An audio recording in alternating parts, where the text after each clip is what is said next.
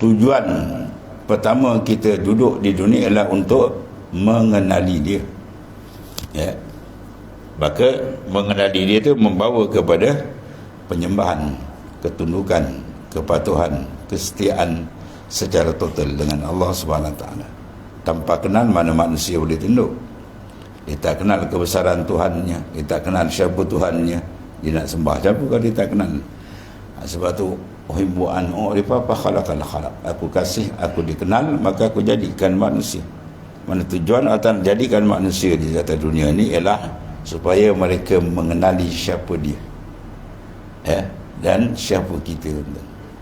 Bahawa kita kenal siapa dia sebenarnya, dan siapa kita. Bila dia kenal dengan kenal yang sebenar, yang membawa kepada keperasanan qalbi dia dengan Allah Ta'ala yang maha besar, maka dia akan timbul dua perkara besar: kecintaan yang kuat dan kegerunan yang kuat.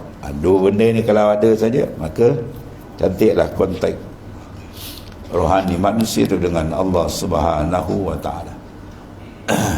Dan bila dua perkara ni ada, maka di situlah dapat kita tumbangkan musuh ketat kita, iaitu yang dekat nafsu tadi. Semua ikut nafsu tadi. Bukan dia tak tahu dia buat salah, tetapi nafsu dah mengkudakan dia. Bila nafsu dah kudakan dia, dia tak boleh buat pula. Dia jadi bodoh. Allah